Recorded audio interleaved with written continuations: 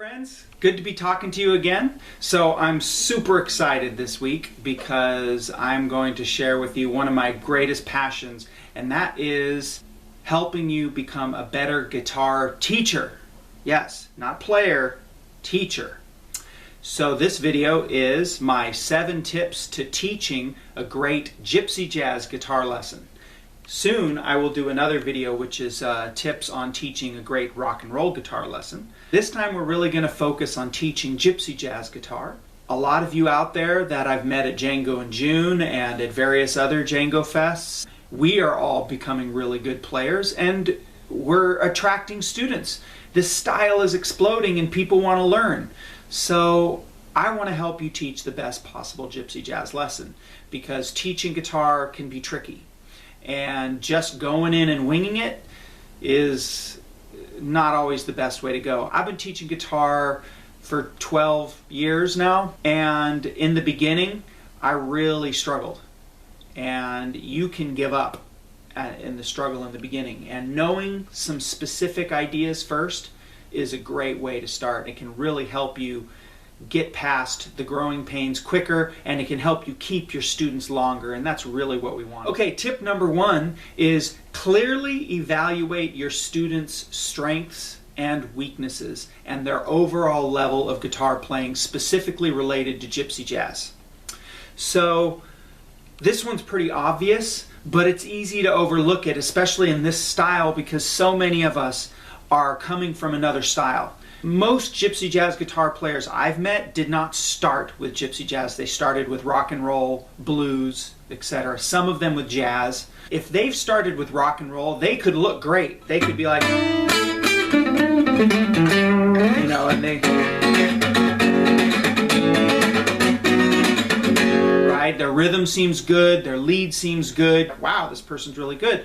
And you may take for granted that they know things they don't know. My first teacher took for granted that I knew arpeggios and how to use them and where the chord shapes fit in songs. And he didn't really focus on teaching me how to see a song based on its chord shapes and follow the changes, take musical ideas and put them in and know how to put them in. Because he didn't know that, he focused on teaching me these ideas like appoggiaturas and or the diminished scale, things like that. But yet he didn't focus on, okay, now here's how to take that material and use it in actual improvisations. And as a result, it took me a while before I figured that out on my own. So it's important to keep those things in mind, to really evaluate where they're at. Use that to drive how you're going to teach them. Another specific thing to do, when you've evaluated them, really try hard to imagine that you are at that level again and say, okay, I'm at this level, what should I be practicing? Tip number 2 is get yourself a good curriculum. You may be tempted to just go in there and have them bring a book of tab paper and then scribble out your lessons really quick on tab as you go. I can tell you right now that that's not a great idea. That can take up a lot of your lesson time, and you're going to discover these lessons go by pretty quick. If you're writing stuff out on tab every few minutes, you're spending up to 2/3 or more of your guitar lesson writing stuff. And then the guitar lesson is not as fun. And you want these lessons to be fun. To that end, I'm going to use this as an opportunity to talk about my instruction book, Manifesting Minutiae. It's shameless self-promotion, I know, but I really believe in this instruction book, especially for teachers to use with their students. I wrote this from the perspective of teaching guitar for over 10 years. The way I laid this out was to make it friendly for a teacher to use in their classes and with their students. We have the first section is rhythm guitar, and I've got a bunch of grills of a bunch of different songs like All of Me, Minor Swing, all the standard songs you're going to play. So you've got those chord charts right there. So right away you can get them playing those chord charts. And at the beginning of it, there's a couple pages of chord boxes showing different voicings. And then at the end of that chapter, there's blank chord charts, blank grill charts. There's these blank chord boxes right here. And then after that, you've got these blank grills right here where you can write in a new song. If the song you want to work with them on isn't in here, you can write it into the blank grill chart. In addition to that, my lead guitar section is very long, and it includes a chapter on arpeggios, major arpeggios, minor arpeggios, seventh arpeggios, minor sixth arpeggios, arpeggios that stay in one spot, and arpeggios that go from different zones. Then I've got a chapter on arpeggio etudes, which is putting your arpeggios to the changes of a song. And I've got a section on licks and phrases, just a bunch of licks that I've come up with, learned from different resources, etc. And they're all based on chord shapes. There'll be a page full of licks that are only over this shape.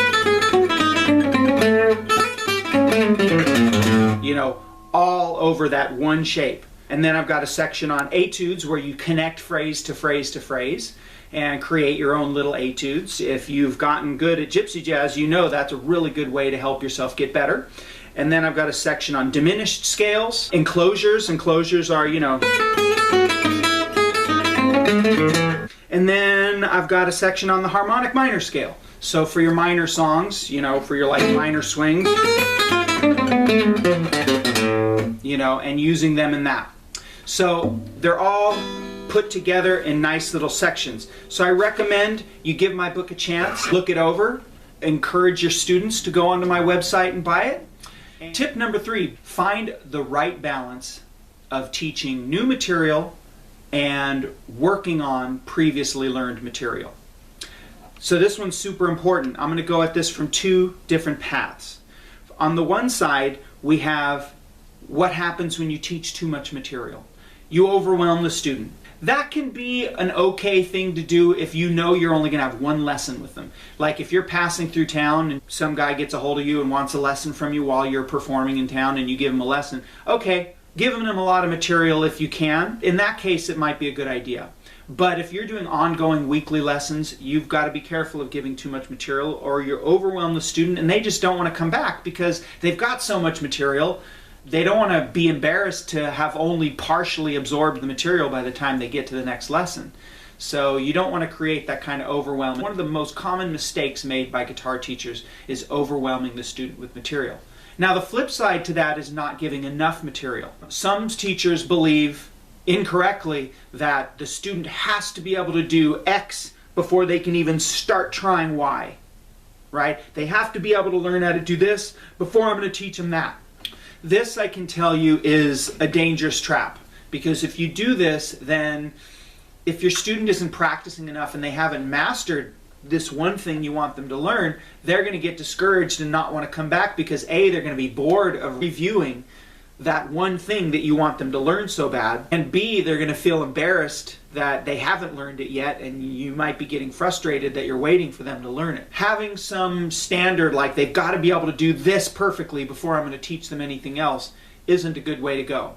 It's better to actually have different tracks of instruction, like I will teach arpeggios, and even though they haven't learned the arpeggios, mastered them yet, I will still teach them licks based around those arpeggios, and so on and so forth. So you still want to give them enough to where they've got different variety of things to sink their teeth in, but not too much that they become overwhelmed. So that's the balance you need to find. Okay, tip number 4, structure your lesson in a predictable way and make it like a practice routine. This tip is extremely important because what you're really teaching them how to do is practice. But before we get into that, let's start with the first part of that sentence. Structure your lesson. Yes, for ongoing lessons, weekly lessons, for your sanity, and for the student's enjoyment, you want there to be a structure. You want there to be a certain degree of predictability. So the student knows when I first get to the lesson, we're going to go over my rhythm, he's going to look at my pomp, he's going to look at my chord voicings, and we're going to talk about, what's going on there. And then after that, we're going to go over arpeggios, and we're going to do my arpeggio exercises, blah, blah, blah. That predictability can be a very good thing. It helps them know what to practice, first of all, because if you're doing that every week, you're letting them know this is what they need to be working on.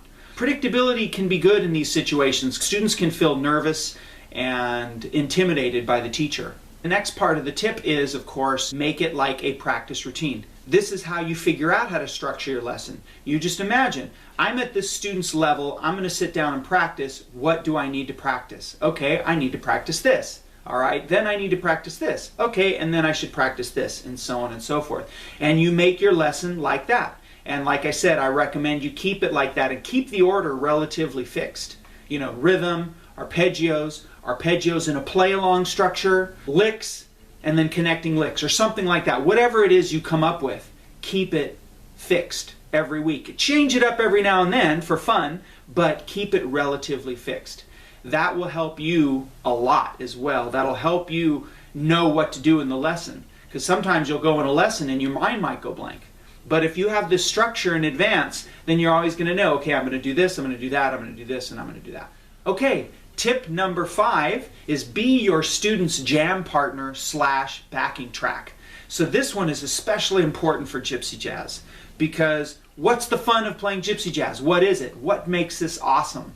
Jamming. In my opinion, jamming is what makes gypsy jazz great. It's what makes people want to do it, because the jam is fun. The rhythm is fun. What other styles of music is rhythm is fun to play as gypsy jazz, right? So when you're beginning, you can't find people to jam with. A, because you don't feel like you're good enough. B, because it's hard to find people to jam with.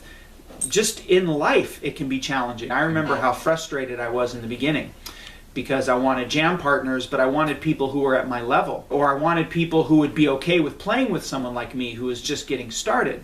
Now that is a great opportunity as a teacher. They might be really happy just to play rhythm for a bit and have you solo over them playing rhythm, because that feels good when you're just starting off playing rhythm. I remember I wanted that. I asked my first teacher to do that, and he didn't quite understand how important that was. And had he, I might have stayed with the lessons with him for longer, because I just thought, how fun would it be to just, you know, play rhythm on some song, right, and watch him play these cool, crazy licks over it, right? Everything you teach them, arpeggios, licks, etc., while they're playing them, be a backing track. Have as much jamming as you can in the lesson. Have as much jamming as you possibly can. In fact, at the end of every lesson, you should just jam with the student. Set aside the last 10 minutes of the lesson to just play. Play a song, play 2-3 songs, and trade solos. Or treat them like an equal so that they get that experience. All right, tip number 6. Make sure the majority of the lesson is your student playing and not you playing or talking. I mean playing by yourself, like showing off, in other words. You don't want to spend a lot of the lesson showing off. That is a huge mistake. That can basically intimidate the student. And you also don't want to spend too much of the lesson just talking, giving information. If you find yourself talking, and the student's just sort of sitting there listening to you, you might want to stop and say, okay, let's play. It's fun to play. That's why we're here. We're not here to sit and listen. We're here to play. At Django and June, there is nothing worse to me than when I go to a guitar class, one of those classes, and the teacher spends the whole time talking and showing off, right? And we spend no time playing. Those are the worst classes. I never get anything out of those. And you don't want your lesson to be like that. Tip number 7, group your students together into 2 to 4 students and charge accordingly.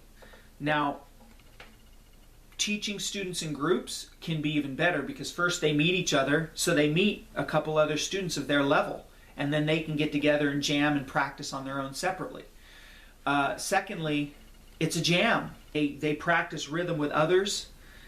They can practice soloing and watch what someone else does and so on, and they're reflected on someone else. And also in a group, there's going to be a subtle feeling of competition, so they're going to practice more so that they're not falling behind everybody else in the group, especially if they see someone getting better and better every week.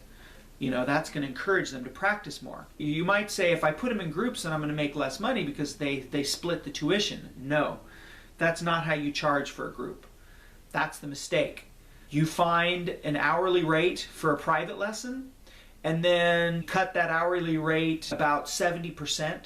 So if the hourly rate is $50, let's say, for a private lesson, then for a group of 2 students, make it $45 or $40 per student. For 3 to 4 students, make it $35. So then for those 4 students, in that 1 hour, you're making $130, $140 as opposed to $50. So on that hour, you're making more money. And that's what you want to do. So don't be like, well, it's $50 for an hour, so if I have 4 students, then they're going to split the $50. No. They're each going to pay $12.50 or something like that. No. I will be doing a video soon on how to teach small groups as opposed to private lessons. So that's my 7 tips for the day. I hope you enjoyed this video. Please subscribe to my page, buy my instruction book, etc.